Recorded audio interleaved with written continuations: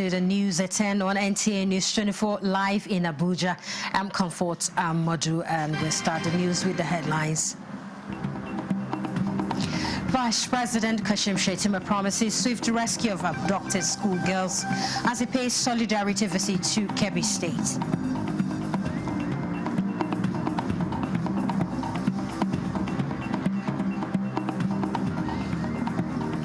Secretary to Government of the Federation reaffirms commitment to end insecurity, says no state religion has been adopted in Nigeria.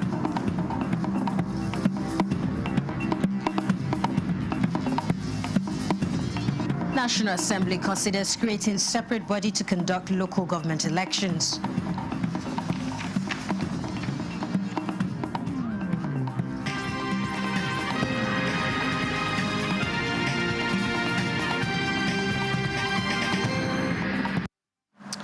Right, we begin with recent developments of the abduction of students from Government Day Comprehensive Secondary School, Maga in Kebbi State, as the federal government assures Nigerians of its steadfast commitment to securing the safe return of the abducted students. Vice President Kashim Shettima led a high-level delegation to express solidarity with Kebbi State government and the people of the state, describing the incident as both heartbreaking and unacceptable. Details with State House correspondent, correspondent Abdullahi Mohammed Bawa.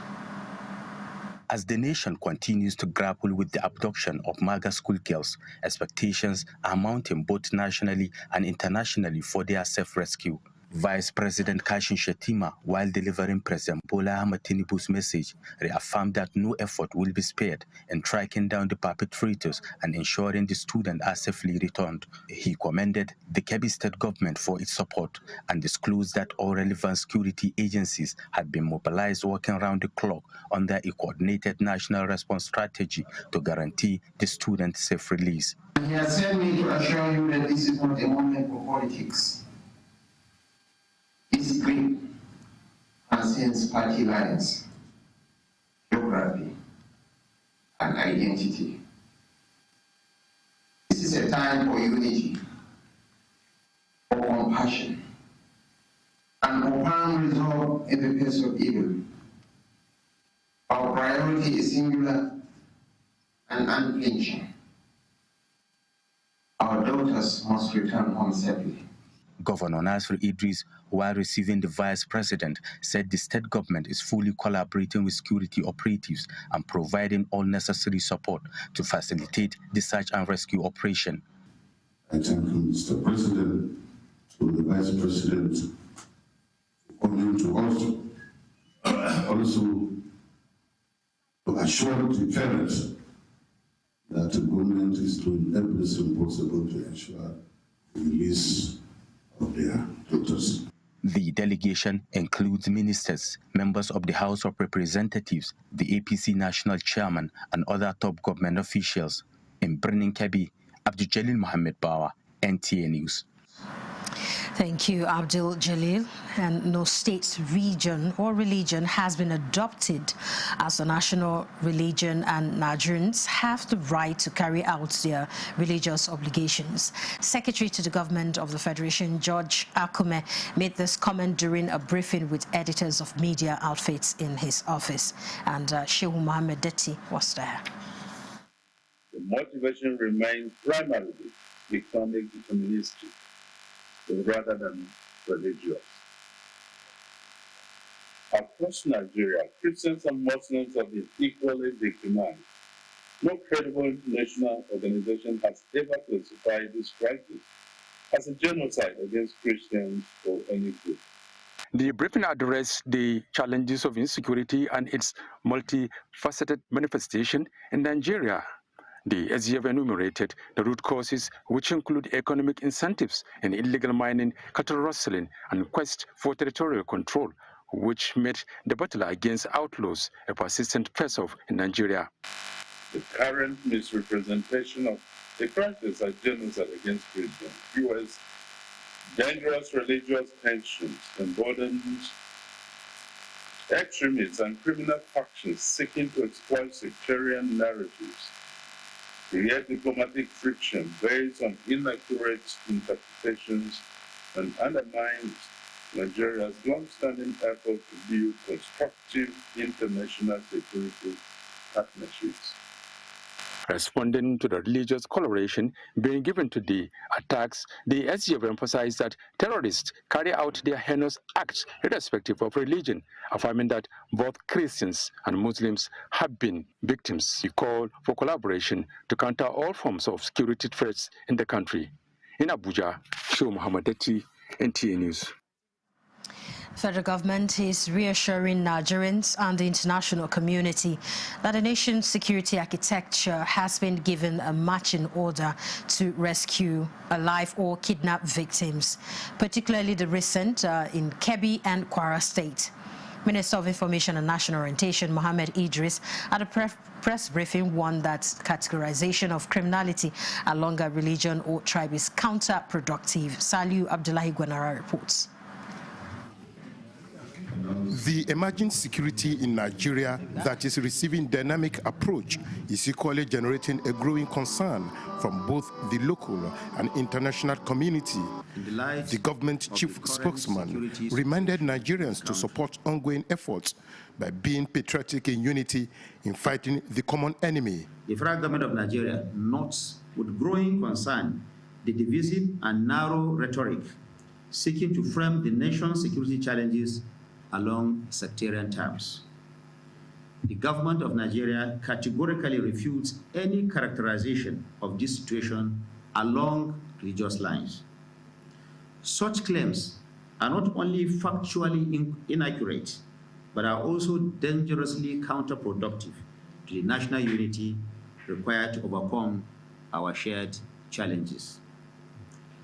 Nigeria's security landscape is a complex one, and it deals with a combination of many factors, among them terrorism, banditry, and criminality.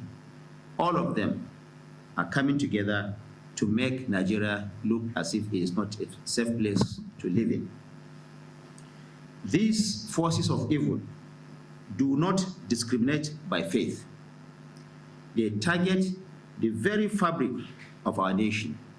He reassured that federal government is deploying all resources to win the battle.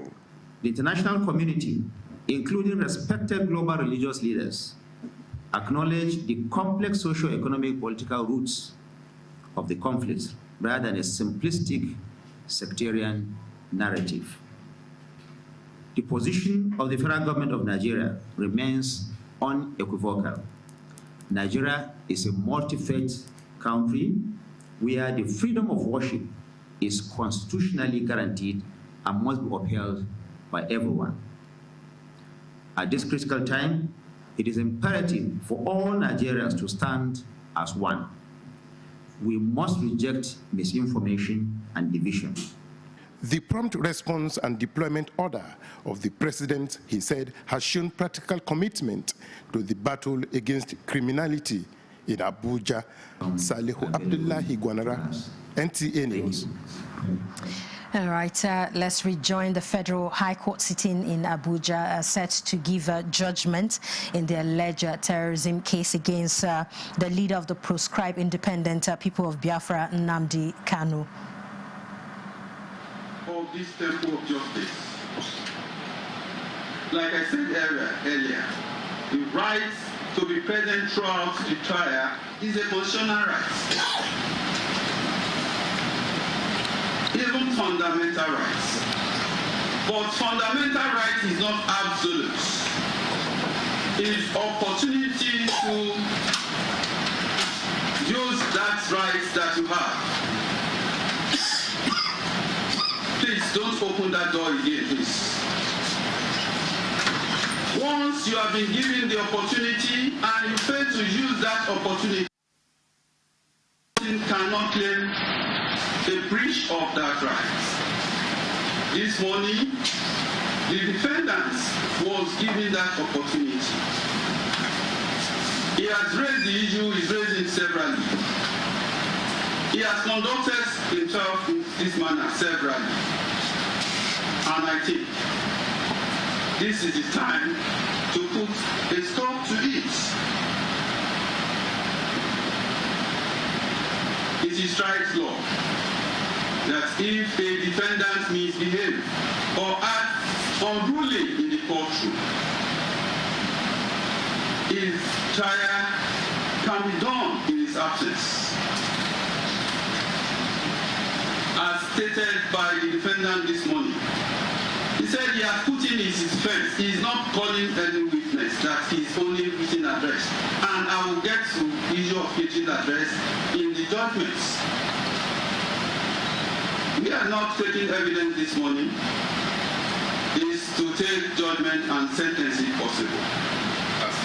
It is based on that I hereby make an order that because of the unruly behavior of defendants, his aggressiveness and violent nature, I hereby make an order that the judgment and other proceedings proceed in his absence. I take my judgments.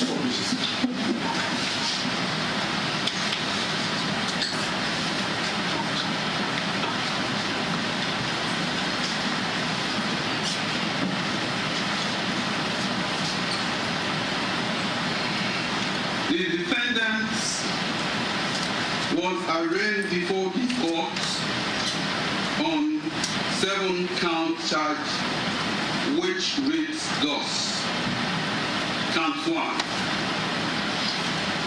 That you, Nnamdi Kanu, male, adult of Afaranuku Ibeku in Umo Air North Local Government Area of Abia State, sometimes in 2021, being a member and the leader of Indigenous People of Biafra, IPOB, a pro-tribe organization, did commit an act in furtherance of acts of terrorism against the Federal Republic of Nigeria and the people of Nigeria by making a broadcast received and heard in Nigeria within the jurisdiction of this court, with intent to intimidate the population, and you threatened that people will die, the whole world will stand still, and you thereby committed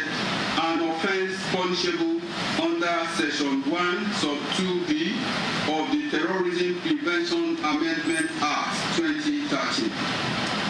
Count 2.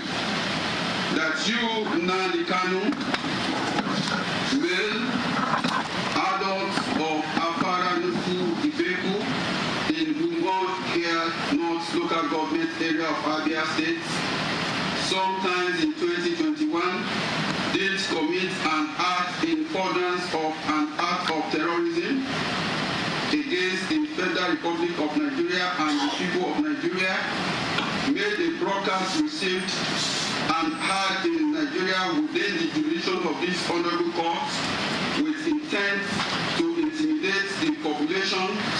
You issue a deadly threat that anyone who flouted your sit at home order shall write it or I will.